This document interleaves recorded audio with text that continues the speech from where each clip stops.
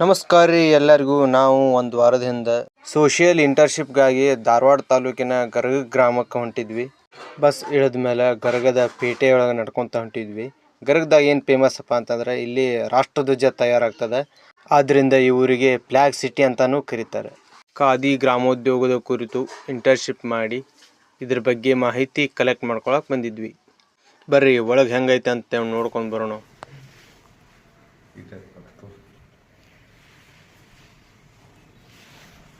ಹಂಗೆ ರೆಡಿ ಆಗಿದ್ದು ಕುದಿಸ್ತಾವ್ರಿ ಅದನ್ನು ಮತ್ತೆ ಮಾಡಿ.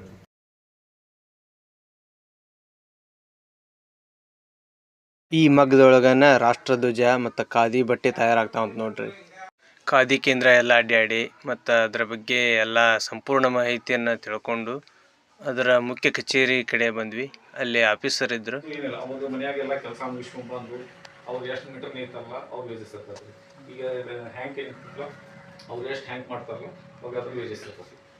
ಅವರಿಂದನೂ ಹೆಚ್ಚಿನ ಮಾಹಿತಿಯನ್ನು ತಿಳ್ಕೊಂಡ್ವಿ. ಆಮೇಲೆ ಅದರ ಪಕ್ಕದಲ್ಲಿ ಖಾದಿ ಬಟ್ಟೆ ಮತ್ತು ರಾಷ್ಟ್ರಧ್ವಜದ ಮಾರಾಟ ಮಳಿಗೆ ಇತ್ತು.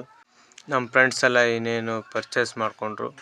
ನಮ್ಮ ದೇಶದ ಬಾವುಟ ಯಾವ್ಯಾವ ಕಾಲದಾಗ ಯಾವ್ಯಾವ ರೀತಿ ಅನ್ನೋದು ಒಂದು ಫೋಟೋ ಇತ್ತು. ಅದನ್ನು ನೋಡ್ಕೊಂಡು ಎಲ್ಲರೂ ಫೋಟೋ ತೆಗೆಸ್ಕೊಂಡ್ವಿ. ನಾನು ಒಬ್ಬ ಲೋಕಲ್ ಹುಡುಗ ಇದ್ನಿ. ನಮ್ಮ ಫ್ರೆಂಡ್ಸ್ ಎಲ್ಲ ಔಟ್ ಆಫ್ ಡಿಸ್ಟಿಕ್ ಇದ್ರೆ ಅದಕ್ಕೆ ಅವ್ರನ್ನ ಮಠಕ್ಕೆ ಕರ್ಕೊಂಡು ಹೋದ್ನಿ.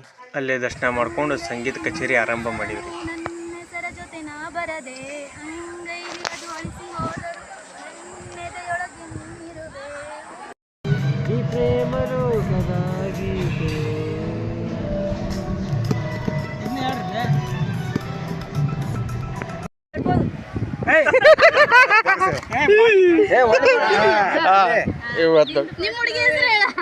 ಟ್ರೂತ್ ಆರ್ ಡೇರ್ ಗೇಮ್ ಆಡಿವಿ. ಆಮೇಲೆ ಅವ್ರನ್ನೆಲ್ಲ ಬಸ್ ಹತ್ಸಿನಿ.